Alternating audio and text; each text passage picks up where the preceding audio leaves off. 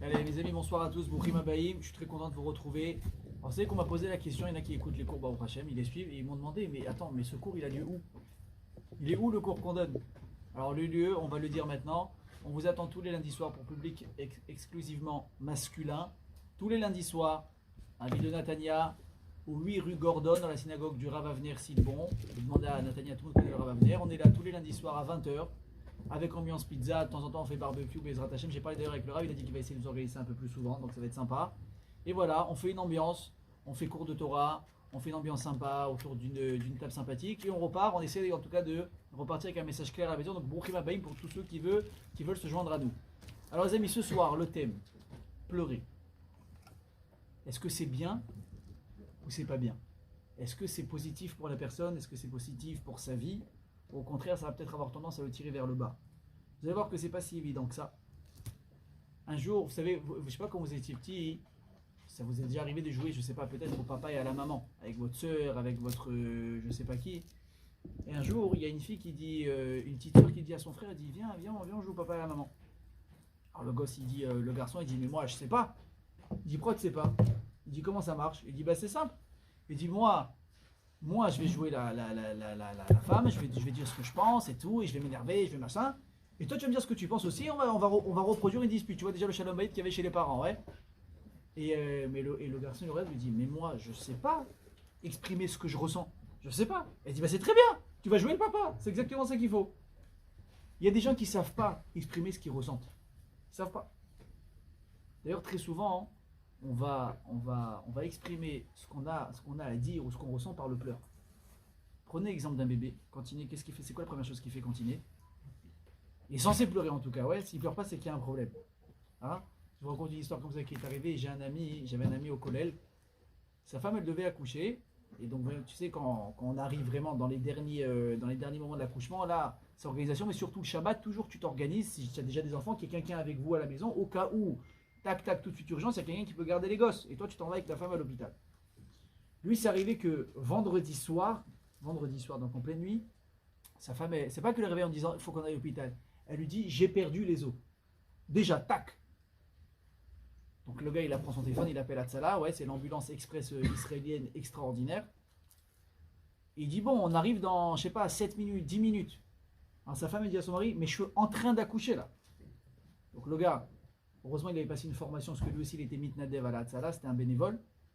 Le gars, il essaie de, tu vois, se morant, reprendre. Il faut le connaître, hein, c'est un type, il a un sang-froid extraordinaire. Ok, donc il reprend tout de suite ses esprits, tac, il remonte ses manches, il se lave les mains. Il n'y a pas stérilisé. Baba, tiens, allez, maintenant, je te dis qu'elle est en train d'accoucher. Donc sur le lit, comme ça, tac, il commence l'accouchement. La tête du bébé commence à sortir. Donc c'est lui qui fait accoucher sa femme. Jusque-là, ça va ou pas? Ok. Maintenant, il voit que la tête, elle commence à sortir et le bébé, il pleure pas. Donc toi, tu te dis, bon, peut-être qu'il, je sais pas, il a un peu de liquide dans les poumons, on va le sortir. Et lui, il a un bon réflexe. Il dit, je sens qu'il y a un souci. Il met sa main sous la tête du bébé et il sent quoi? Le cordon ombilical qui s'est enroulé. Donc heureusement qu'il n'a pas tiré. Donc qu'est-ce qu'il a fait? Il a passé le doigt. Il m'a dit il y avait 3 tours de cordon ombilical autour du cou du bébé. 3. Dès qu'il a déroulé, qu'est-ce qu'on a entendu? Charatova, bon Hachem. L'accouchement il s'est très bien passé. La tzala elle arrive après coup. Ok? C'était tellement rapide. Donc maintenant ils prennent le bébé, etc. Et ils font l'état entre guillemets de lui. Et ils demandent au père, il dit bon, vous avez stérilisé la chambre, etc. Il fait, et stérilisé. Ma fille est en train d'arriver, dis-moi merci, je l'ai mis au monde, déjà j'ai réussi. Bon, après il m'a raconté l'histoire dans quel état il était son matelas. Ouais, je vous laisse essayer de trucs. Bon, ça c'est déjà un après. Mais pour vous dire quoi?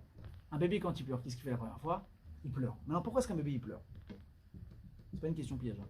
Parce qu'il remplit ses poumons d'air. Voilà. Alors la réponse qu'on connaît tous, c'est quoi? C'est à partir du moment. Parce que qu'est-ce qui se passe? Le bébé quand il est ventre de sa mère, il n'a pas besoin de respirer, n'est-ce pas? Il vit dans l'eau. D'ailleurs, ce que vous avez déjà vu, je sais pas. Et on me dit que ça arrive que des gens vont accoucher, des femmes vont accoucher dans l'eau, carrément. Il y a des accouchements qui se font dans l'eau. Il très même que si on prend un enfant tout de suite après la naissance, on le met dans l'eau, il sait nager. Il paraît que c'est de la folie. Il paraît que c'est vraiment des trucs à s'enseigner, c'est hyper intéressant. Mais qu'est-ce qui se passe concrètement? C'est que le bébé, ses poumons, ils sont encore refermés. Et dès qu'il sort, qu'est-ce qui se passe? Les poumons, tac, ils prennent leur place. Et il commence à prendre de l'air pour la première fois. Donc il pleure, il ne sait pas ce que c'est, il n'a pas l'habitude. Et il se met à pleurer. C'est un signe que quoi? Que l'oxygène allait rentrer. Ça, c'est le pshat, pachout. Premier niveau, très bien. Deuxième niveau, c'est quoi? C'est pour un bébé, il pleure quand il naît. Et en plus, tu dis, ouais, Mazal Tov, il pleure, on est content, il n'avait pas le cordon ombilical autour du cou. Il pleure parce que tu l'as détaché du Olam Ha'elyon au Olam Ha'tarton. Le bébé, tout petit qu'il est, il vient de sortir du ventre de sa mère, qu'est-ce qu'il a fait pendant 9 mois? Maman, Steigen, c'est quoi Steigen en arabe? Steigen? Il me répond en plus. Steigen, c'est du yiddish. C'est quoi Steigen? C'est-à-dire qu'il a étudié. Qu'est-ce qu'il a fait pendant 9 mois? Il a étudié, il a fait que ça matin et soir et manger. Ouais, par sa mère directement. Il a étudié. Au bout de 9 mois, qu'est-ce que tu fais? Tu l'arraches à cette doucha et tu l'amènes dans ce monde. Lui, tout de suite, qu'est-ce qu'il sent, bébé? Waouh, c'est quoi ce monde de fou? Il se met à pleurer. C'est une des raisons pour lesquelles un bébé il pleure. C'est faux ou pas? Donc maintenant, la question, elle est, le pleur, quelle place il prend chez nous? Vous savez ce qu'il dit David Amer dans les Teilim? Il dit, Aïtali dimati lechem yomam valayla. Le pleur, des fois, ça peut même remplacer la nourriture d'une personne. Ça peut nourrir le corps. Vous savez que médicalement, c'est prouvé, je ne parle pas du pleur maintenant, la fièvre, elle dit la Gemara, qu'une personne qui est fiévreuse, c'est la fièvre qui le nourrit. Qu'est-ce que ça veut dire? Vous avez remarqué, quand on est malade, on n'a pas faim. N'est-ce pas ou pas? Quand on a des trucs. Donc, comment c'est possible? Moi, je vous dis la vérité, j'espère que j'en ai pas l'air, mais j'ai besoin de beaucoup manger dans la journée. Quand j'étais plus jeune, j'étais à 5 repas par jour. Ok? Je suis très sérieux, je faisais du sport et tout, donc il y avait aussi une raison. Mais j'avais besoin de 5 repas par jour. Il me manquait un repas, il y avait des fois le soir je ne pouvais pas dormir. Des fois j'étais à la yeshiva. À minuit, je devais manger un sandwich pour pouvoir m'endormir. Sinon j'avais le ventre creux, je n'arrivais pas à dormir. Ok? Mais quand on est malade, qu'est-ce qui se passe? On voit qu'on n'a pas faim. Alors c'est vrai qu'on est un peu affaibli, etc. Mais ça va. J'ai l'impression qu'on est même peut-être moins fatigué quand on fait un jeûne. Moi, bon, je passe bien les jeûnes, Blainara. Vous savez, d'accord, je rappelle, entre parenthèses, même pour ceux qui nous regardent et maintenant, je rappelle qu'il y a le jeûne de Asara Betevet. Il y a le jeûne du 10 Tevet quand? Vendredi. Il commencera à Alot HaShachar. Non, c'est pas Kippour Shabbat. Il commencera au lever du jour, pas au lever du soleil, lever du jour. Regardez dans les calendriers, c'est à quelle heure? Jusqu'à quand? Jusqu'à la tombée de la nuit. Donc ça veut dire qu'on va rentrer dans Shabbat en jeûnant. Alors sachez, c'est pas le cours de ce soir, mais puisqu'on a parlé de jeûne, etc., Mina Shamaï, on va rappeler 2 trucs importants. Très important de faire ce jeûne-là. C'est pas Yom Kippour, c'est pas Tisha B'Av. Il y a des gens qui ont tendance à dire, bon, bah c'est pas un jeûne obligatoire, je le fais pas, truc. J'ai lu ce Shabbat, et je l'ai entendu aussi d'un Rav qui a donné un très beau Dvar Torah là-dessus. Il dit, Asara Betevet, le jeûne du 10 Tevet qui va arriver vendredi, à moins que Bezrat Hashem, le Mashiach il va venir, et ça va être Bezrat Hashem un jour de Géoula et de fête Amen Keni Ratzon. Mais si Bezrat Hashem c'est pas le cas, il faut comprendre ce que ça représente Asara Betevet. Asara Betevet, le 10 Tevet, la Gemara dit c'est quoi? Atralata de Puranuta. Ça a été le début de la punition. Qu'est-ce qui s'est passé le 10 Tevet? Il a commencé à avoir le siège autour de Jérusalem pour assiéger la ville, pour détruire le Beth Amikdash. Ensuite, il va y avoir 17 Tammuz, la brèche qui va être faite dans les murailles. Et ensuite, comme on sait, Tisha B'Av, le 9 Av, il va y avoir donc la destruction du Beth Amikdash. Donc quand est-ce que ça a commencé? Le 10 Tevet, ça a commencé. Maintenant, pourquoi est-ce que c'est un jour qui est grave? Écoutez bien ce que je vais vous dire. Parce que si les Bnei Israël, ils avaient fait Teshuvah, au moment où le siège il avait commencé, les soldats ils seraient partis, il n'y aurait jamais eu la destruction du Beth Amikdash. Mais parce qu'on ne s'est pas repris en main, ça a dégringolé de plus en plus jusqu'au moment où on a perdu une fois le temple et une deuxième fois le temple. C'est-à-dire que ce jour il est tellement grave qu'on a l'obligation de le faire. Maintenant écoutez bien ce que je vais vous dire. Nous dit la Gemara que si à Sarah Betevet, si le jeûne du 10 Tevet, il tombait un Shabbat, on jeûnerait Shabbat. Comme Yom Kippour. Alors que Tisha B'Av, où tout le monde fait Tisha B'Av, n'est-ce pas? Enfin, du moins j'espère, ouais, rassurez-moi. Alors que Tisha B'Av, quand il tombe Shabbat, qu'est-ce qu'on fait?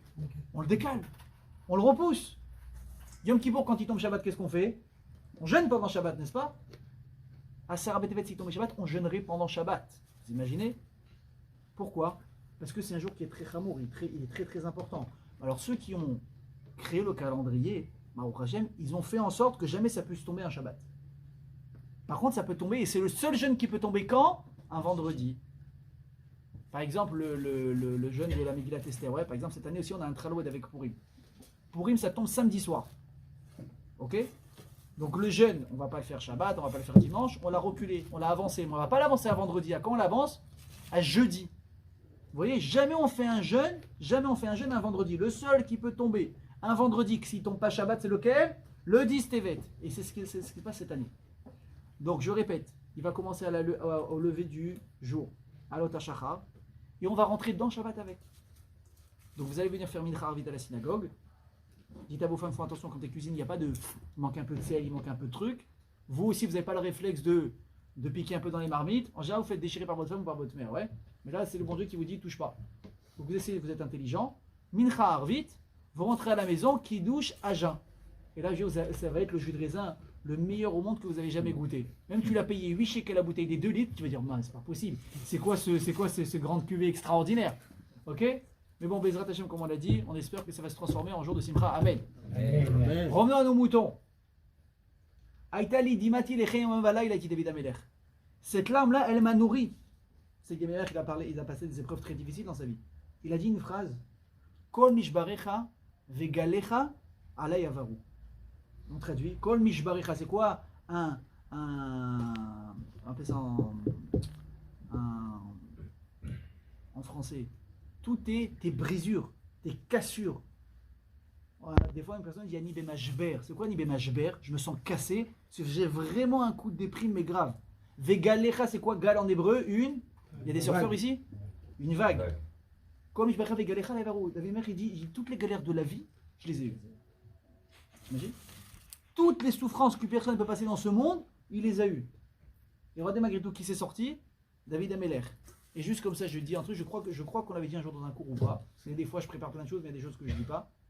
David Amelech, il a utilisé sa souffrance, ses épreuves, et qu'est-ce qu'il en a fait? Le Sefer Tehilim. Vous imaginez ou pas? Une personne, comment elle peut se relever de ses difficultés? Quand une personne, les choses qui vont le mettre à terre, un genou à terre, comment il peut être capable, s'il fait le bon choix, de se relever et d'en faire une force? Et aujourd'hui, Rabotai, le Tehilim, c'est peut-être une des choses les plus kadosh qu'on a dans ce monde, c'est les Tehilim. Vous avez un problème, mais lisez des Tehilim. Vous avez besoin d'Ishwot, lisez des Tehilim. Ah, je comprends pas, t'as pas besoin de comprendre. T'as pas besoin de comprendre. Lis, rien que lis. Si tu savais ce que ça fait en haut dans le ciel, sous le Kisei HaKavod, sous le trône céleste, ça arrive direct, mais tu demanderais les doigts. D'ailleurs, je vous dis un truc, un petit cadeau comme ça, pour ceux qui ont le courage de le faire. Sachez que c'est un très très très très grand kohar, très grande force de faire ça, de lire tout le Sefer Tehilim pendant le Shabbat. Happy Kabbalah, c'est bien de le lire avant la tfila du matin de Shabbat. Ah, c'est compliqué, tu vas me dire, Baba, je me lève honnête. Ouais, tout le monde se lève honnête ici. Je vais prier à 8h, 8h08, c'est-à-dire qu'il faut que je me lève. Si j'ai pas l'habitude de lire, ça me prend moins 3 heures de lecture, 2 heures pour les rapides, 1h45. Bon, faut y aller, ouais, c'est une, comment on appelle ça? C'est un truc à faire, ouais, d'accord? C'est une croisière l'histoire à faire. Mais celui qui est capable de lire le Sefer Tehilim pendant Shabbat, c'est encore extraordinaire. Obligé avant la tuile? Non, alors je le dis, moi je suis plus cool. Je vous dis, vous voulez le lire, essayez de le lire Shabbat, vous avez du mal, je fais encore une petite remise, 50%. Là, vous lisez à la moitié, partagez-le. Votre femme la moitié, vous la moitié, vos enfants. Chacun prend une petite partie, mais à la maison, on finit le Sefer Tehilim. Baba, tu finis ça, tu fais une bakasha à Hachem, tu demandes quelque chose, je ne peux pas vous dire ça marche direct. Il n'y a rien qui est certifié à 100%, ok? Moi, peut-être, oui, enfin, moi non. Mais il y a des tzadikim, ils te disent, il y a une bracha, et tu dis, t'inquiète pas, ça va se passer. Ouais. Tu vas chez les rabbinim, on se souvient, on a parlé de ça la semaine dernière dans le cours, et des brachot, etc., de folie. Moi, j'ai pas ce corps de vous dire, tu le fais, ça va marcher. Mais je peux vous dire une chose. Moi, je l'ai fait, et très souvent, ça a marché exactement comme je voulais. Des fois, peut-être c'est moi qui l'ai pas bien, ça fait, peut-être moi, j'avais pas le mérite, ou des fois aussi, comme on l'a expliqué dans des cours ultérieurs, d'ailleurs, qu'on a antérieurs, d'ailleurs, on vous invite à nous suivre, à regarder les cours sur notre chaîne YouTube. On a parlé là-bas de l'accord de Tfila, après il y a des choses qui se passent, après des choses qui ne se passent pas, etc. Mais en tous les cas, c'est un corps très fort. Bechol Mikre. David Amelech, il dit donc, j'ai pleuré beaucoup. Est-ce que le pleur, ça l'a aidé? Il ne le dit pas. Mais il dit qu'il a beaucoup pleuré. Donc on voit que quoi qu'un homme, des fois, il a besoin de pleurer. On traduit Aïta lidim ati, ma larme, elle était lechem, comme du pain, yomam valayla, jour et nuit. C'est pas j'ai pleuré 1 heure, monsieur. Il a chialé. Il a vraiment pleuré. Amavdi ben Achaim Lametim, des Avelim, des endeuillés. Il dit, le Rambam dans ce livre, le Moré Nevochim, le guide des égarés, regardez ce qu'il dit. Qu'il a Avelim, les endeuillés, Nachad bevriyatam. Ça leur fait du bien de pleurer. Veorerut Avelam atkalut kochotem agofeneim. Et ils pleurent au point de se fatiguer physiquement. Mais ils ont besoin de ça. C'est d'ailleurs, j'ouvre une parenthèse, c'est pourquoi, alors allez-nous. quand on perd un parent, après 120 ans bien sûr, ce sont les enfants qui doivent enterrer leurs parents. Et pas évidemment, nous l'inverse. En tout cas, quand quelqu'un perd son père ou sa mère à 120 ans, combien va durer le cycle de la veloute? 1 an, n'est-ce pas? 1 an. Pourquoi 1 an? Comment ça se fait? Je ne vais pas vous faire durer le suspense, c'est très simple.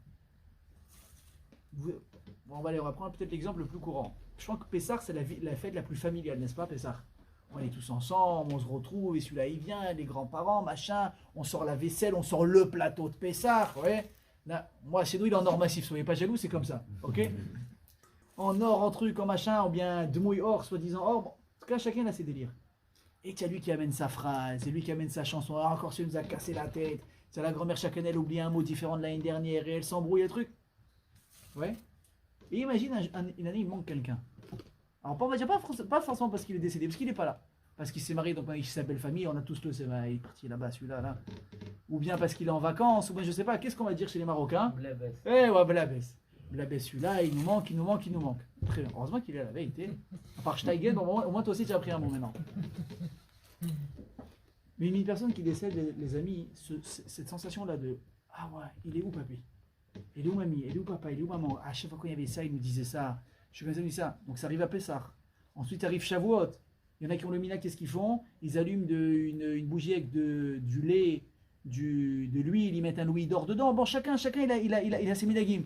Ah là là, mamie, elle faisait ça avant, toujours à chaque fois, tu te rappelles? Donc qu'est-ce qu'on va faire? On va dire à une personne, tu dois passer un cycle de 1 an. Pourquoi? Parce que tu dois repasser toutes les étapes que tu as passées avec la personne, et tu vas te rendre compte, tu vas me dire, il est plus là.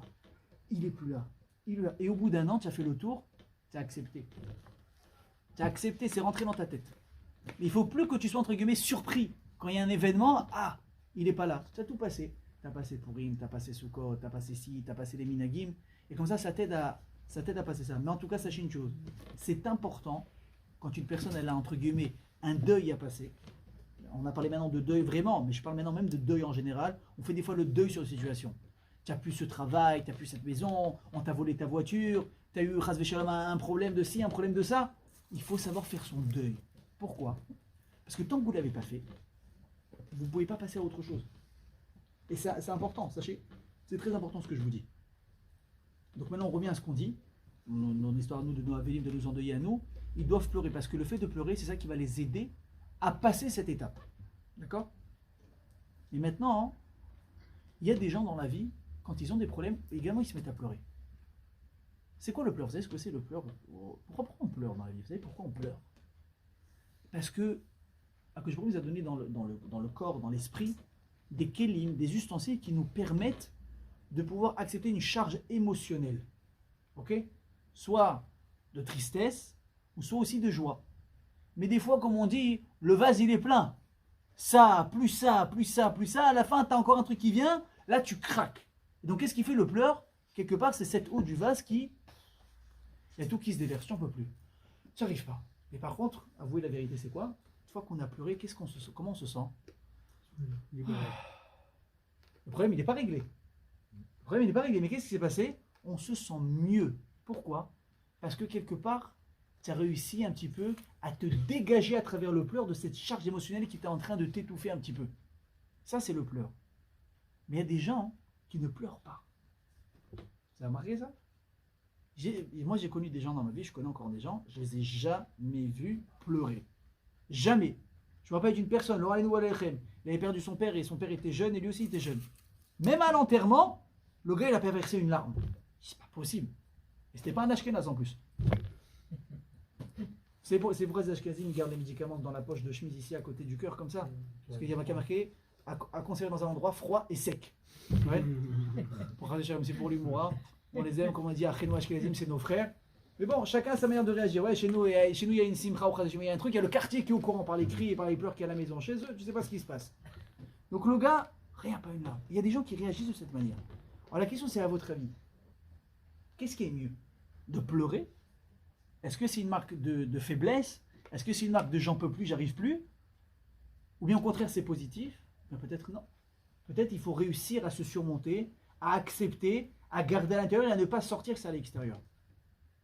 Les amis, ce soir, on va aborder ensemble on va découvrir ensemble un visage qu'il y a eu dans la Torah, qui a, l'Echaora apparemment, une contradiction interne au niveau de ses sentiments qui est extraordinaire. C'est qui? J'ai nommé Yosef Hatzadik. Yosef, on le connaît tous pour l'histoire qui est Baruch Hashem, il a réussi à ne pas tomber avec la femme de Potiphar, on avait parlé de ça une fois déjà, etc. Sur les tentations, comment résister, n'est-ce pas? Baruch Hashem avec une très très belle vignette de notre ami high-tech, Michael Levy. Mais Yosef, sachez qu'il est aussi connu pour autre chose. Il est connu pour le fait qu'il ait passé une vie horrible qui a duré pendant combien de temps? 22 ans. À Bretagne. Pendant la majorité de ces années, qu'est-ce qui s'est passé avec Yosef Hatzadik? Pas une fois, c'est marqué dans la Torah que quoi? Qu'il a pleuré. Vous connaissez l'histoire de Yosef? C'est le petit dernier pour l'instant de son père au moment où lui est né. Après, il va avoir un petit frère qui va s'appeler aussi Binyamin, l'enfant de Rachel. Le problème, c'est que ses frères, ils sont jaloux de lui. Pourquoi ils sont jaloux? La Torah dit parce que Yosef, sans s'en rendre compte, il les a rendus jaloux. Son père, déjà, il le préférait. C'était un peu son fils de sa femme chérie, donc déjà, ça fait un peu de différence. Malgré que Yosef, Jacob, il aimait ses enfants, mais mal à la sotte. Les gens, ils ont remarqué qu'il avait des affinités avec lui. Et à part ça, Yosef, il a commencé à dire, je fais des rêves.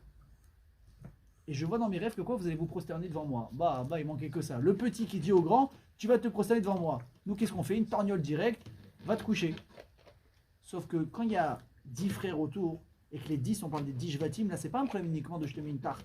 C'est qu'il y a un vrai problème d'équilibre dans les frères, et dans la suite des Béni Israël, ils ont très peur de ça. Qu'est-ce qu'ils disent? Vous savez, encore une fois, ça n'est pas partie du cours, mais juste pour vous calmer un petit peu. Ce qu'on dit, ouais, les Shvatim, c'est des voyous, ils ont pris leur frère, ils l'ont vendu, Ça, c'est très interpellant quand on voit l'histoire. Comment 10 tzadikim comme ça, ils sont venus, ils ont pris leur frère, il va leur dire maintenant on te vend, on ne veut plus te voir, dégage. Ils vont faire croire qu'il est mort. Ils disent, vous êtes des fous, ça c'est des tzadikim, mais c'est des voyous. Mais c'est pas possible, pourquoi? Est-ce qu'on parle de ces les Shvatim? C'est les tribus, jusqu'à aujourd'hui on donne leur nom. Alors quoi? Qu'est-ce qu'on fait? Un élément de réponse rapide, c'est que les frères ils ont eu peur que quoi? Ils ont dit attends. Nous les 10 on s'entend très bien. Personne ne fait de balagan, personne ne se sent en dessous de personne. Mais le petit Binyamin quand il va naître après, il fait pas de problème. Il y en a un ici, la chèvre noire là, elle se balade. Je suis le fils préféré de mon père, je vous dis des rêves, vous allez vous prosterner à moi. Il se dit attends. Viens on regarde les patriarches avant. Abraham, il a eu des frères un peu bizarres, Nahor et Haran, ils n'étaient pas très trucs. Ok. Abraham à qui va donner naissance? À Yitzhak. Mais également à qui? À Ishmaël. Donc il y a un mauvais là-bas déjà. Ensuite on continue. Yitzhak à qui va donner naissance? À Yaakov et à Esav. Donc il y a un rachat. Si ça se trouve, Yaakov il a eu 12 enfants, 11 biens et un pourri. Vous avez compris? Ils ont eu peur de ça. Ils se sont méfiés. Si ça se trouve, c'est un rachat déguisé en tzaddik. Si ça se trouve, il y a Esav, ce qu'il a fait à Yitzhak de l'embobiner. Je suis un tzaddik, comment on fait les maasrot, comment on fait ça. Yosef est en train de faire la même chose à Yaakov. Donc ils ont eu peur et c'est la raison pour laquelle ils l'ont écarté parce qu'ils se sont aussi beaucoup méfiés de ça. Ok? Donc je referme la parenthèse. Yosef, il se fait vendre par ses frères à quel âge? 17 ans. Vous me dites ce que c'est 17 ans? Non, c'est pas je te mets en internat à 17 ans. Je te mets dans un trou, dans un puits, où tu risques de mourir. Là-bas, il est censé avoir quoi là-bas? Serpent, scorpion, donc tu rentres, tu meurs direct. Yosef, il pleure pas. Il est pris pour être vendu, il pleure pas. Il sait qu'il va en Égypte, les amis, c'est un aller simple. Hein. Il n'y a pas de retour. C'est comme un jour, il avait dit Rabbi David Pinto, Shirché, Amen. Il a dit, je vois quelqu'un, il est venu me voir. Il lui a dit, mais Ribono Shel Olam, j'ai plein de questions, je veux des réponses. Et pourquoi ça, et pourquoi ça, et pourquoi ça? Rabbi David, il dit, regarde, moi j'ai pas les réponses. Des fois, je peux t'aider. Il a dit, mais le gars, il était déchaîné. Je veux des réponses. Il dit, si tu veux, je peux faire une petite prière. Je te fais monter là-haut, là-bas il y a toutes les réponses. Par contre, je ne garantis pas que tu reviennes. Hein. À Bretagne, ici c'est le monde. C'est quoi Olam et Elem? C'est caché. On ne sait pas ce qui se passe. Le Olam Haemet, il est là-haut. Ici on a plein de questions. Plein de questions. Et pourquoi ci, et pourquoi ça? Tzadik Veralo, Rachavetovlo, le Tzadik voit, il est comme ça, il galère, le rabbin il n'a pas d'oseille, l'autre c'est un truand, il roule Baruch Hashem en Maybach, Mercedes. Et pourquoi? Tu as plein de questions. Et pourquoi celui-là il réussit? Tu as plein de questions. Les questions, tu as peut-être des fois le droit de les poser, mais n'exige pas des réponses. Il faut être capable de continuer sans les réponses. Les réponses, c'est là où on les aura. Et croyez-moi une chose, elle dit la Gemara. Quand on monte en haut, qu'est-ce qu'on voit? Elionim les mata, tartonim les mala. C'est quoi Elionim les mala, tartonim les mata? Ceux qui sont ici, dans le monde ici, en haut, la haute société, on lui fait le cavol, là-bas il vaut rien du tout, il est en train de passer la serpillière, il est en bas de l'échelle sociale. Et ceux ici qu'on a tendance à dénigrer, on croit qu'ils ne valent pas un sou, et bien là-bas quoi? Elionim. Dans le Olam, j'ai dit, toi, viens, toi tu vas sur VIP. Où tu étais jusqu'à maintenant? C'est pas, c'est qui celui-là? Et hop, on le passe en haut. Yosef, il pleure pas, Rabotaï. Il pleure pas. C'est pas marqué une fois dans le Torah qu'il a versé une larme. Et quand est-ce que Yosef il commence à pleurer? Quand il va retrouver ses frères. Donc dans la paracha Miket, ça commence. Et Vaïgash, maintenant, on y arrive aussi. Il va retrouver ses frères. Et là, on compte entre Miket et Vaïgash 7 fois où Yosef il se met à pleurer. 7. C'est-à-dire pendant 22 ans, il n'a pas pleuré. Et là, les dernières années où ses frères ils arrivent, il les revoit, donc après 20 ans, là, il se met à pleurer. Ah bon, soit tu pleures, soit tu pleures pas. Soit tu es un mec fort, soit tu n'es pas un mec fort. Tu as le droit. Encore une fois, on met la pression à personne. Mais si tu été capable de passer des horreurs dans ta vie sans pleurer, parce que maintenant tu revois tes frères, tu pleures. Au moment où, entre guillemets, le puzzle il est en train de se faire et tout va bien dans le meilleur des mondes, ça y est, il a fini les galères.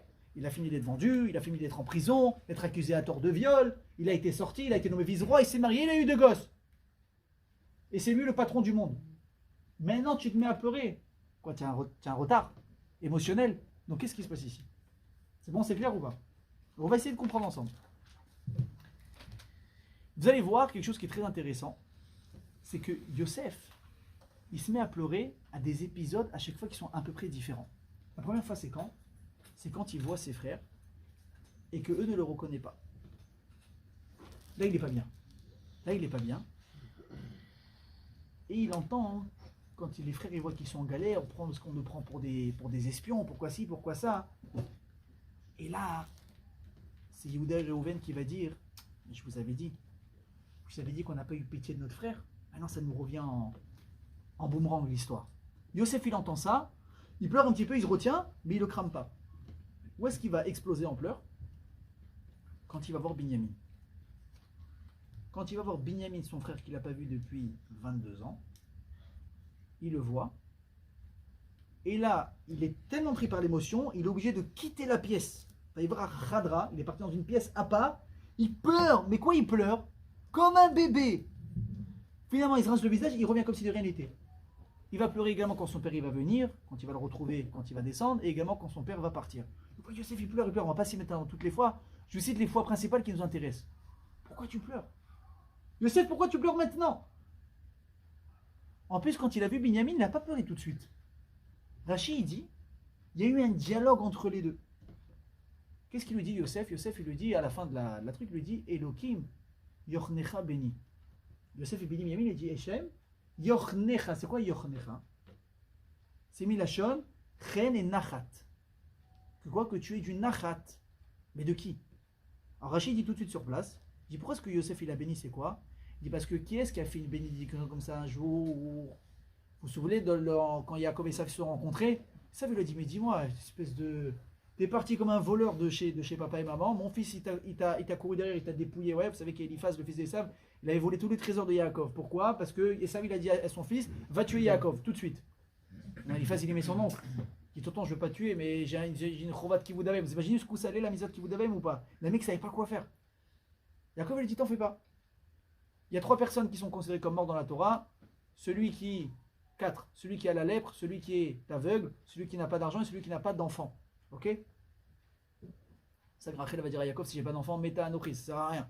Il a dit, non quoi? Si moi je suis pauvre, si je suis démuni de tout, c'est comme si je suis mort. Il a dit, Eliphaz, regarde, toi tu vas faire kavod à ton père, tu vas me tuer, entre guillemets. Prends tout mon oseille, c'est comme si je suis mort et moi je suis parti. Donc il part comme un clochard. 22 ans après, quand il voit Esav, il voit des kilomètres de bétail, des kilomètres de cadeaux pour lui.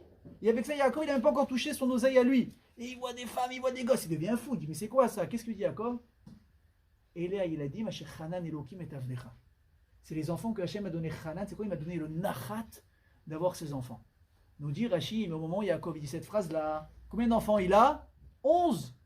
Binyamin, il n'est pas encore né. Donc Binyamin n'a pas eu cette bracha de Yaakov, du nachat. Quand Yosef il le voit, il lui dit quoi? Elokim yochnecha beni. Surtout aussi, tu vas avoir cette bracha de nachat. Nous dit Rashi quelque chose aussi de très fort. Donc il y a eu ici une discussion qui concerne les enfants. Mais qu'est-ce qui s'est dit dans cette discussion des enfants pour que Yosef il soit appelé à donner cette bracha à Binyamin? Écoutez bien ça. Il le voit, Yosef à Binyamin, il fait comme si qu'il ne le connaît pas. Comment tu t'appelles? Benjamin. Benjamin, Joseph, enchanté, très bien. Ton père et ta mère, ils sont en vie? Il dit non, ma mère, elle est morte. Qu'est-ce qu'il lui dit? Ah ben moi aussi. Tiens, un frère? J'en avais un, mais il a disparu. Moi aussi. Tu vois, il joue à l'idiot. Et donc, il s'identifie à lui. Il lui dit, tu as des enfants? Combien d'enfants il avait, Binyamin? 10. Il dit, j'ai 10 enfants. Parce que là, ça va. Et Yosef, il lui dit, et comment il s'appelle? Et là, il s'est passé ce qui s'est passé. Qu'est-ce qu'il lui dit, Binyamin? Il lui dit, j'ai 10 enfants. Je ne vais pas dire tous les noms parce qu'ils sont longs. Mais chaque nom que j'ai donné à mes enfants à la Brit Mila, c'était en souvenir de mon frère qui a disparu. À chaque fois, il a donné un caractère différent. Il a été vendu, il a été pris, il a été vendu, il est en esclave. À chaque fois, il a donné un nom qui correspondait à ça. Yosef, il entend ça, et là, il explose en pleurs. Mais pourquoi? Qu'est-ce qui s'est passé? Vous savez pourquoi? Je vais vous dire pourquoi. Yosef, il a craqué sur le fait de voir que malgré toutes ces années, la distance, ouais, il n'y a pas ni WhatsApp, ni FaceTime, ni je t'envoie une carte postale, il n'y avait rien. Non seulement il n'y avait rien pour communiquer, mais surtout qu'on pensait qu'il était mort, le gars. Qu'est-ce qu'ils pensaient les frères? Ils se sont dit, soit il est mort, soit peut-être il est encore esclave en Égypte, parce que vous savez, quand ils sont entrés en Mitzrayim, les frères, ils l'ont cherché, Yosef. Ils l'ont pas cherché au bon endroit, ils l'ont cherché où ça? Il dit là-bas dans le chouk à Zonot. Ils sont partis dans les endroits où il y avait des prostituées. Il dit parce qu'un esclave, qu'est-ce qu'il fait? À part travailler comme un chien, après il va faire des avérotes. Donc si Yosef on le cherche, on va le trouver là-bas. Mais ils n'ont pas trouvé. Ils l'ont pas trouvé. Donc ils n'imaginaient pas que Yosef était encore vivant ou quoi que ce soit. Yosef il se dit, malgré 22 ans qui sont passés, j'ai un petit frère que j'ai à peine connu.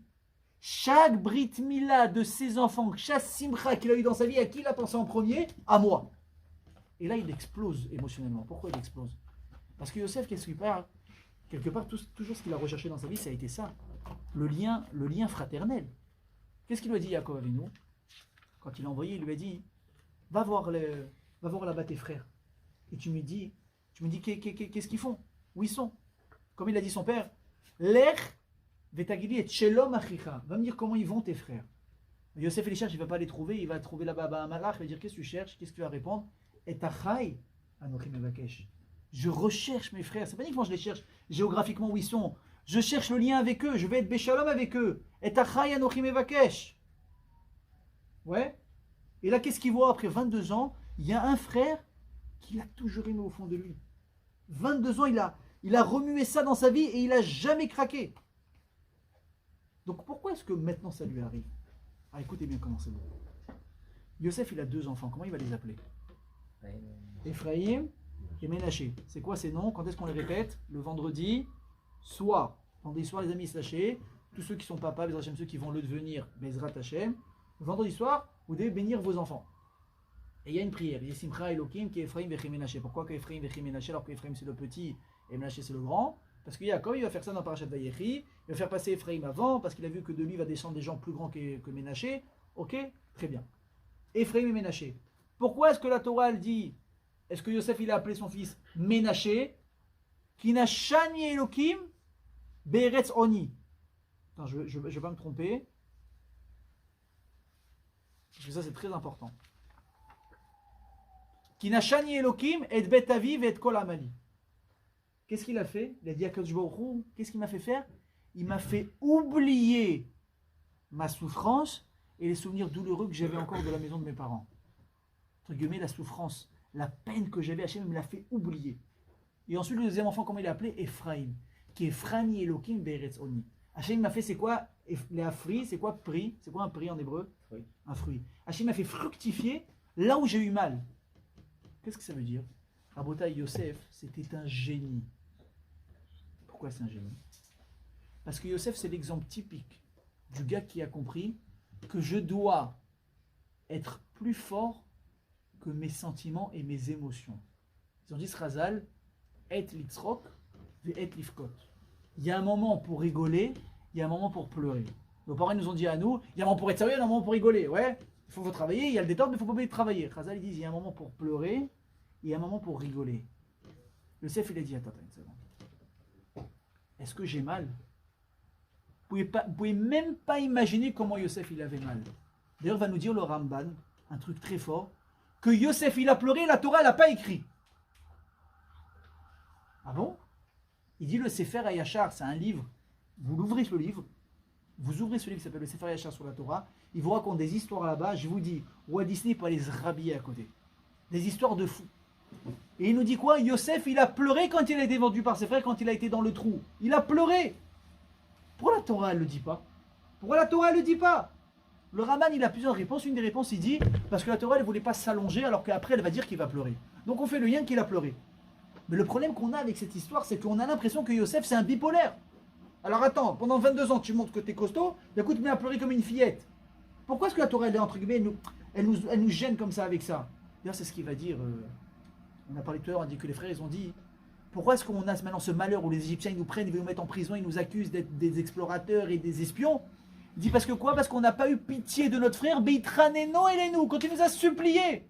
Mais c'est pas marqué dans la Torah qu'il nous a supplié. Où c'est marqué? Ils l'ont mis dans un trou, ils l'ont pris, ils l'ont vendu. Et alors? Lui c'est Sefer Yashar, Yosef, il a pleuré. Quand il a pleuré? Quand ils étaient en train de l'amener là-bas dans le trou, ils l'ont jeté dans le trou. Yosef il a hurlé, je vous en supplie ne me laissez pas ici. J'ai peur. Il a pleuré, il les a implorés. Et ils n'ont pas écouté. On a expliqué pourquoi. On pensait que c'était un rachat. Après, il s'est avéré que c'était faux. Donc ils ont fait pleurer un tzaddik à tort, c'est grave. Ils n'ont pas eu pitié. C'était leur frère. Ils n'ont pas eu pitié. Ils ont dit, frère, vous savez quoi? On l'a vendu, on l'a pas vendu. On n'a pas eu pitié de lui quand il nous a imploré. Ça, c'est grave. Alors quoi? Yosef va dire qu'il a eu la peine. Yosef, il a eu mal. Yosef, il a pleuré. Mais quoi? Écoutez bien ce que je vais vous dire. Il n'a pas pleuré trop fort. Qu'est-ce que ça veut dire il n'a pas pleuré trop fort? Ça veut dire que Yosef il a compris quelque chose.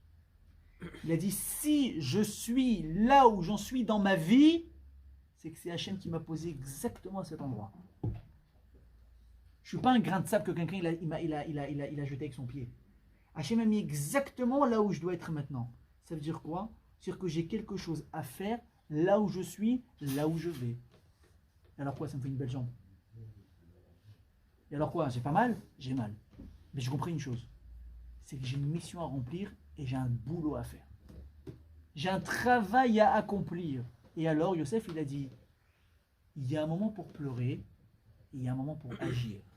Il a dit quoi? Maintenant, j'ai mal.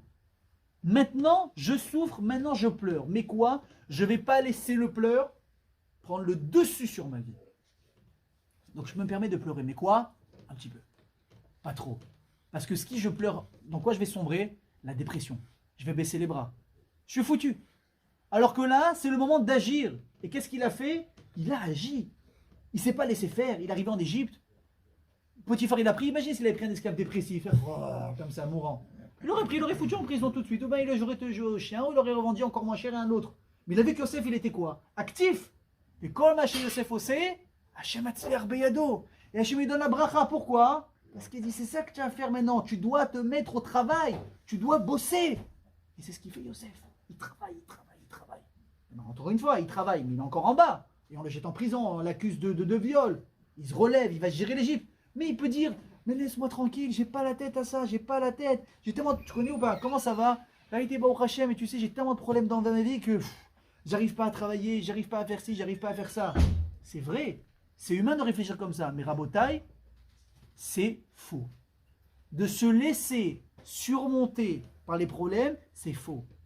Et comment Yosef il appelle ses enfants? D'abord il appelle Ephraim. Ensuite comment il appelle? D'abord il appelle Ménaché. Ensuite comment il appelle? Ephraim. Qu'est-ce qu'il dit? Hachem d'abord il m'a fait quoi? Il m'a fait oublier ma souffrance. Oui, il n'a chani Elohim. Hachem m'a fait oublier, il fallait que je me détache de ce passé-là, parce que vivre dans le passé, dans les regrets, dans pourquoi la dépression, et s'il y avait... Ça sert à rien. Et ensuite, une fois que tu t'es détaché, que tu as compris que tu dois te mettre au travail, alors qu'il est Frani Elohim, Hachem va te donner quoi de construire. Tu sais, il y a une histoire avec Elie Wiesel. C'est qui Elie Wiesel, oui? Ce qu'il appelle la Shoah, il a eu un prix Nobel, etc. Elie Wiesel, il a raconté que à sa bar mitzvah, donc ça remonte, hein, à sa bar mitzvah, il avait reçu une montre en or de ses grands-parents, un cadeau. Ok? Je ne vais pas vous demander ce que vous avez reçu à la bar mitzvah, je suis sûr que vous n'avez pas reçu de montre en or. Moi, je ne vous dis pas ce que j'ai reçu. Vous allez être jaloux après. Cette belle montre, il avait gardée. Et quand ses parents, ils ont senti que le vent, il commençait à tourner là-bas en Europe de l'Est, ils ont pris tous leurs bijoux qu'ils avaient, ils ont mis dans un petit coffre, ils les ont mis là-bas. Elie Wiesel, il a pris sa montre, il l'a mis également, et ils l'ont enterré dans un endroit, dans la cour de leur maison. Là-bas, ils l'ont enterré pour pas que les nazis marchent même, ils les trouvent. Arrivé ce qui est arrivé, il y a eu la Shoah, ils ont été déportés. Le seul qui a survécu dans cette famille, c'était qui? Elie Wiesel. Elie Wiesel, je crois que c'est entre 20 et 30 ans plus tard, il repart pour la première fois voir la maison dans laquelle il a grandi. Vous imaginez l'émotion que ça a été pour lui, ça a été un truc de fou. Et il se rappelle de quoi? Qu'il y a cette petite boîte que ses parents ils ont cachée avant la guerre. Donc tout de suite il prend une pelle, il va chercher, il creuse, d'un coup, tac, bruit métallique. Il sait ce qu'il y a là-bas. Il sort la petite boîte, qu'est-ce qu'il va chercher? Sa montre de bar mitzvah. Il la met tout de suite, vous imaginez ou pas? Il la met, il se rappelle de ses parents, de ses grands-parents, de sa famille. Waouh, ça lui monte, ça lui monte. Il referme la boîte, apparemment il prend pas les bijoux, je sais pas pourquoi. Il prend pas les bijoux, il remet comme ça, et il commence à partir. Moi je leur dis, attends baba, tu veux pas, c'est émotionnel. Moi je vais prendre aussi la charge émotionnelle avec, ouais. Vous m'auriez aidé Maxime, ça va être un peu dur pour moi. Hein. Elie Wiesel voit qu'il commence à partir avec la montre. Rabotaï, Elie Wiesel il s'arrête. Il est parti récupérer les bijoux. Non, je rigole. Il s'arrête, il reprend la boîte. Qu'est-ce qu'il fait? Il remet la montre dedans. Il referme la boîte, il la remet. Pourquoi? C'est ce qu'il a dit? C'est extraordinaire. Il a dit, des fois dans la vie, mieux vaut complètement laisser le passé derrière si on veut pouvoir être capable d'avancer. Il a dit, si je prends cette montre avec moi maintenant, la charge émotionnelle qu'elle renferme, elle est tellement forte qu'elle va me tirer vers le bas. J'ai passé 20-30 ans sans elle, je vois l'effet que c'est en train de faire maintenant, je laisse ça derrière moi parce que ça ne sert à rien de le ramener avec moi maintenant. Et c'est exactement ce que Yosef a dit qu'il a compris. Vadaï que j'ai mal, Vadaï que je souffre, la Torah n'en a pas parlé. Pourquoi est-ce qu'elle va en parler après? Évidemment tu crois que c'est un surhomme, il a pleuré, mais comment on a dit quoi? Il n'a pas pleuré trop fort, ou bien plus exactement de dire, il n'a pas fait que pleurer. Tu peux pleurer, la brioute j'ai envie de te dire, ça fait du bien, ça calme, ça apaise un petit peu, mais tu ne dois pas sombrer dedans. Parce que si tu sombres dans tes pleurs et dans tes problèmes, c'est fini. Baba, les jeux sont faits, rien ne va plus, il va rester une loque de toi. Rien de plus. Et c'est comme ça qu'il a appelé Yosef ses enfants. D'abord Ménaché, après Ephraïm. Et voilà le résultat, comment il est énorme, on l'a vu comme ça. Donc Rabotaï, si je vous parle de Yosef maintenant, sur le côté, j'ai envie de dire, émotionnel, le côté matériel, imaginez à Tkama, c'est exactement la même chose aussi sur tout ce qui concerne le côté spirituel d'une personne. C'est quoi le piège d'une personne? C'est de se dire, des fois on fait tous un petit moment de Cheshbon Nefesh, qu'on va appeler ça introspection personnelle.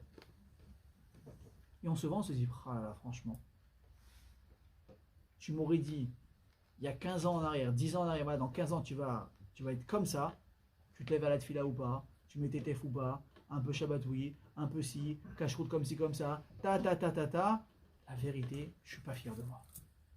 Et là, tu as ce truc qui te prend, alors je sais pas quand ça vous prend à vous ça, en général ça va arriver beaucoup dans un moment spirituel très fort. Par exemple, tu passes un bon Shabbat, tu vas arrêter, je suis pas capable de faire un Shabbat comme ça tous les Shabbats, bien, tout ce qu'il faut, le minuterie, la plata, on fait pas attention à ça, on met pas la télé sur minuterie pour pas louper les buts du PSG, et la radio et les machins.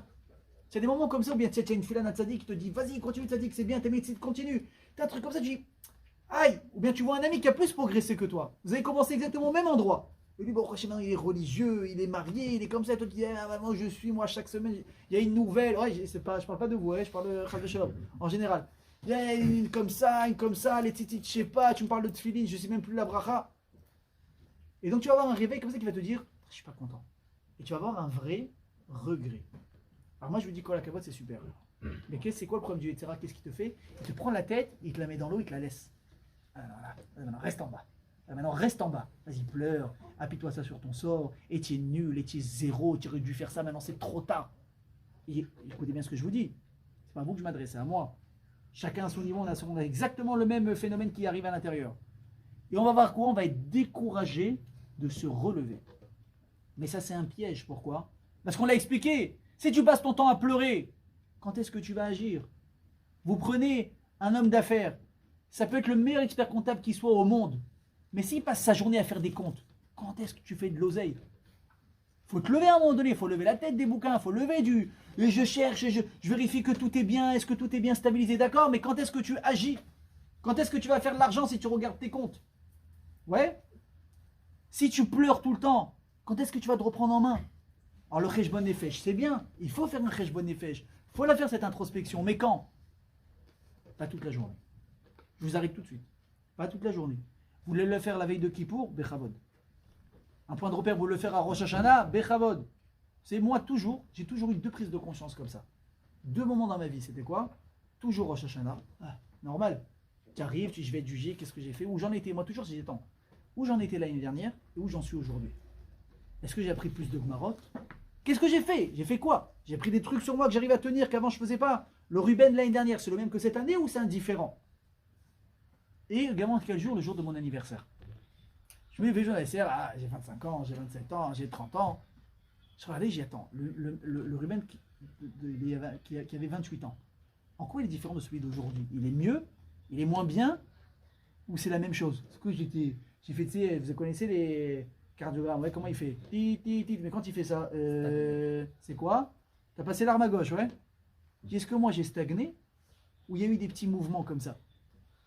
Alors je vous dis, chacun il peut prendre ses moments quand il veut. Tu me dis, moi pour moi, 1 fois par an c'est trop peu, ben c'est d'air. Fais 1 fois par mois. Ah, c'est trop peu, 1 fois par semaine. Tu veux faire tous les jours? Tiens un tzaddik, tiens un chassid. Fais-le à la fin de la journée. Mais ne le fais pas pendant ta journée. Pourquoi? Ça va te prendre ta journée, ça va te pourrir ta journée. Tu risques de te prendre dans un jeu où tu vas pas réussir à sortir de ça. Je vais finir avec une très très belle histoire. Un jour, il y avait une femme qui avait une vie très difficile. Son mari et elle, ils ont galéré à gagner leur vie, ils ont été arrachés de leur maison, etc. Pour arriver aux États-Unis, ça a été une horreur, et tout. Je veux dire, autant les Aspharadim que les Ashkenazim, les deux, ils ont passé des moments très durs dans leur vie. Un, c'était avec la Shoah, d'autres les Inquisitions. Chacun, ils ont voulu émigrer d'un côté ou l'autre, on leur a fait des problèmes, on ne laissait pas prendre on ne livrait pas les passeports, les permis, les bateaux, etc. Voilà qu'un jour, cette femme, elle va arriver aux États-Unis. Elle va être écœurée de la vie. Écoutez bien le mot, écœurée de la vie. Ils avaient de l'argent, ils n'en ont plus. Des gosses, ils ont du mal à s'en occuper. Ils trivent son mari et elle jour et nuit pour avoir un peu à manger, ils n'ont pas. Elle est écœurée de la vie. Écœurée de la vie. Ouais, cette femme, elle va voir le rabbi de Lubavitch. Elle lui raconte son histoire. Et elle lui dit, j'ai perdu le goût à la vie. Rabbi, j'ai perdu le goût à la vie. C'est que ça arrive à beaucoup de gens. Hein. Vous les voyez, Bémet, ils sont vivants, mais ils ne sont pas vivants. Ce sont des morts vivants. Ils fonctionnent, comme vous et moi, ils se lèvent, ils mangent, ils vont aux toilettes, ils travaillent. À l'intérieur, ils sont morts. Pourquoi? Parce qu'ils ont perdu le goût à la vie. Alors, c'est pour des bêtises, parce qu'il n'a pas ce qu'il veut, parce qu'il est déçu, parce que ci, parce que ça. Il y en a parce que vraiment, ils ont été pris par des épreuves qui les ont mis à terre. Et lui a dit, j'ai perdu le goût à la vie. Qu'est-ce qu'il a dit le rabbi? Il a dit, tu veux retrouver le goût à la vie déjà? Parce que pour travailler, il faut être deux. Hein. Moi, je fais des conseils, mais il faut qu'il y ait un acteur principal dans l'histoire. Il a dit oui. Il dit, alors, écoutez bien ce qu'il veut dire. Il dit, tous les soirs, tu vas t'habiller, tu vas te faire belle. Il dit, là où tu es, là-bas, il y a toujours une salle de mariage dans laquelle il y a un mariage. Tu vas aller tous les soirs danser dans les mariages de gens que tu ne connais pas, faire la simcha à une kala, et tu vas faire ça autant de fois que tu en auras besoin pour remettre la simcha dans ta vie. C'est le conseil que moi je te donne. Alors les amis, quand Rav il te donne un conseil, c'est pas genre en mode bon, j'ai le choix, j'ai une nouvelle collection maintenant en 2023, ouais, ça va bien t'aller ça. Non, c'est qu'il te regarde, il regarde ton âme, il te fait une introspection. Lui, il est rentré à l'intérieur, il te dit, il touche exactement ce que tu as besoin. Mais toi, tu te dis, il est fou, lui, si je suis dans le mariage maintenant. Arrêtez, il m'aurait dit ça à moi. J'aurais dit, il n'y a pas un plan B, il n'y a pas un autre truc à faire. Mais si il te le dit, c'est que c'est pour toi. Mais la femme, elle n'a pas fait trop remonte, les amis. C'est ça qu'il a dit le Rav, c'est ça qu'il a dit le Rav. Tous les soirs. Moi, j'imagine qu'elle a dû s'occuper de ses gosses avant. Ouais, c'est pas je me casse à 17h, dire à son mari, tu t'occupes des gosses, tu douches, tu changes les couches, tu mets à manger. Moi, je vais faire la fête au mariage. Mesdames, ne comprenez pas mal le cours, s'il vous plaît. Ouais, je ne vous donnerai pas de couverture, de garant par rapport à ça. Elle s'occupait de sa maison, elle se préparait, elle allait dans les mariages. Et elle dansait, Au bout d'un certain temps, tout le monde la connaissait, cette dame. Ça, c'est la dame qui vient à tous les mariages et elle met de la simcha dans les mariages. Et vas-y, qu'elle danse et qu'elle danse. Elle a passé sa vie à danser. sa vie elle avance entre temps, en parallèle. Et bon, Hachem, ses enfants ils ont grandi, et ses enfants ils sont mariés, ses enfants ils ont eu des petits-enfants, donc elle vieillit en parallèle aussi. Et voilà qu'arrive, écoutez bien ce que je vous dis, le dernier mariage de ses petits-enfants, donc le plus petit de ses petits-enfants. Donc elle, c'était toujours, là t'imagines, la grand-mère explosive, festive, chez elle, dehors. Le jour de la choupa de son petit-fils, elle se sent pas bien. Elle a mis d'urgence à l'hôpital. Eux, ils finissent leur mariage. Tout de suite après le mariage, qu'est-ce qui se passe? Où est-ce qu'on va tous? Tout le monde va à l'hôpital voir la grand-mère. Maintenant, vous imaginez, le khatan, là, avec la robe de mariée, tout le monde en costume, les trucs. Limite, il y avait le photographe qui les suivait encore, tu sais. Et là, tu as l'infirmière qui voit ça et leur dit, c'est un mariage ici? Qu'est-ce qu'ils ont répondu? Oui. Ici, c'est un mariage. Sa vie, ça a été des mariages à elle. Rabotaï, la grand-mère, elle est morte le soir même. C'est quoi le message? C'est quoi le message? Tu as des épreuves, c'est humain. Tu as des difficultés, tu as mal, c'est normal. C'est comme ça que ça doit se passer. N'essaye pas de faire le fort. Moi, je suis pas mal, moi. Moi, je suis un guévert, moi, je suis un mec, moi. Moi, je pleure, moi. Tu connais ou pas? Des fois, tu connais, il y a des gens comme ça qui sont durs. D'un coup, tu les vois pleurer à la choupa de leur fils qui te disent, ah, j'ai une poussière dans l'œil. Je pleure pas. Ouais. Tu as le droit de pleurer, personne ne va te juger. Il faut pleurer. C'est que nous, les hommes, on a un défaut. Mais on a un défaut. On a l'impression, et c'est vraiment de l'ego mal placé, on a l'impression qu'on n'a pas le droit d'être faible. On n'a pas le droit d'avoir peur. On n'a pas le droit d'hésiter.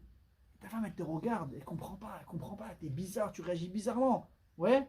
Demandez aujourd'hui oui, quand on était petit, les garçons et les filles, de la même manière, elle m'a pris mon jouet, elle m'a pris mon camion, elle m'a pris ma poupée. Quand on grandit, ça change. Une fille, le jour même, elle a pleuré déjà 3 fois. Demandez à un mec, c'est quand la fois que tu as pleuré? Tu te rappelles pas? Ça, c'est normal, il y a la nature qui prend le dessus. Mais même quand on grandit, on ne s'autorise pas des fois à craquer. Une femme bien, une femme chachama, elle doit rappeler, pas apprendre, rappeler à son mari. Vous savez quoi? Même des fois, il faut qu'elle lui apprenne. Des fois, on ne sait pas. Mais tu as le droit de mal faire toi aussi. Tu as le droit de te tromper toi aussi. Et tu as le droit de pleurer toi aussi. Je veux dire, un homme qui n'est pas capable de se laisser des fois ses émotions un petit peu se calmer, ça va aller au clash, il va imploser le gars. Donc tout ça, ça fait partie de la normalité, des choses. Mais quoi, on t'a dit que quoi? Ne reste pas en bas, baba. Prends exemple de Yosef Hatzadik. Il a passé ce que nous, on n'aura jamais passé. David Amelech, on a dit, Kol mishbaricha vegalecha, ala yavaru. Il a tout passé dans sa vie. Mais il ne s'est pas laissé par terre. Parce que être par terre, ça ne sert à rien. C'est quoi le but de la chose? Il faut avancer. Alors quand je vais sortir tout ce que j'ai? Altidag. Il y a un moment pour chaque chose. Que ce qu'on a dit, et litzrok, et lifkot. Il y a un moment pour s'amuser. Il y a un moment pour agir. Et il y a un moment pour pleurer. Et c'est exactement ce qu'il a fait Yosef. Yosef, il a pris sur lui. Il a eu mal. Il a souffert. Il a pris sur lui. Il s'est retenu de ne pas pleurer, entre guillemets, comme on l'a dit, trop fort. C'est quoi ne pas pleurer trop fort? Ne pas faire que pleurer. Mais quand tout a pris sa place, enfin, et qu'il avait fini de bâtir, là, qu'est-ce qu'il a fait? Il a laissé les choses sortir. On n'a jamais dit à quelqu'un, tu prends tes secrets, tu vas dans la tombe avec. Tu prends ta douleur, tu vas dans la tombe avec. Non. Tu les gardes le moment où tu sais que si tu les sors maintenant, ça va te déranger. Je vais vous donner peut-être un conseil pour la vie. Écoutez bien ce que je vais vous dire. Ça, il y a des choses que moi-même j'ai passées sur ma peau. C'est un truc que je vous donne à vous en cadeau. Des fois, vous avez des choix à faire dans la vie. Des choix très difficiles. Est-ce que des fois, vous devez mettre les mains dans un pétrin qui vous concerne évidemment pas le pétrin des autres, et ça vous dérange? Mais vous vous dites, est-ce que c'est le moment ou pas de m'occuper de ça, ou je peux encore le repousser à après? Attention, je ne parle pas maintenant des gens qui ont des problèmes, qui ont l'obligation de s'en occuper, et parce que c'est des feignasses. Ils disent, bon, ça c'est après. Ouais, le gars qui a un problème à la banque, il laisse pas, comment on va lui bloquer les cartes, sa femme ne peut pas faire les courses pour Shabbat. Tiens, bah. Tu as un problème, tu vois qu'il y a déjà un bouton qui s'allume sur ton tableau de bord, la voiture. Tu attends que ça devienne une calculatrice brillante pour commencer à aller chez le garagiste. Sois pas idiot, ça c'est de la fainéantise. Mais des fois, il y a des problèmes qui te dérangent. Tu dois t'en occuper. Mais parce que ça te dérange, pas au point que ça te dérange de vivre, mais parce qu'il y a un truc qui t'embête. Avec ça, tu veux régler le problème. Alors, soyons intelligents. Il y a des choses qu'il faut savoir ne pas éveiller tout de suite. Il y a des choses qu'il faut savoir mettre de côté. Ça, je le sais, je le garde dans un coin de ma tête, mais pas maintenant. Pourquoi pas maintenant? Ça change quoi maintenant ou dans 5 ans? Parce que maintenant, il y a telle répercussion, Et cette répercussion, j'en ai pas besoin dans ma vie maintenant. Cette répercussion, je pourrais l'encaisser dans 5 ans plus facilement pour X et X raisons. Raisons familiales, raisons financières, ce qu'on veut, on s'en fout. Mais c'est pas le moment. Ça, c'est le message qu'il nous apprend Yosef. Il y a des moments dans la vie pour chaque chose. Pour s'occuper des choses, pour remettre des choses à plus tard, mais surtout et avant tout, ne jamais rester immobile, ne jamais rester vers le bas. Il faut se lever. On a les corottes, on avance et vous en faites pas. Akadosh Baruch Hu nous montre à travers la paracha qu'on aura le moment où on attend de régler nos comptes avec les gens, avec nos problèmes, mais surtout, on ne demande pas à nous d'être ceux qui vont faire la justice. Akadosh Baruch Hu, il est malam à la colle. Qu'est-ce qu'il a dit Yosef à ses frères? Atem chashaftem les ra'a. Vous avez pensé de travers, vous avez voulu me faire du mal. Avalma Elokim chashava letova. Mais Hachem, qu'est-ce qu'il a pensé? Pour le bien. Pourquoi? Si on n'est pas passé tout ça, ces galères, jamais au juge, j'aurais pu moi vous faire vivre tous, à vous et au monde entier. Laissons à Rabotai les règnes, le volant, à Kadosh Baruch Hu, sachons-nous nous conduire en attendant. Il faudrait que Bezrat Hachem, il n'y aura que des bonnes choses qui vont sortir de notre vie. Amen, Ken Yirah Ratzon, Baruch Adonai Leolam, Amen ve Amen. Chazak u'Baruch. Chazak. עם ישראל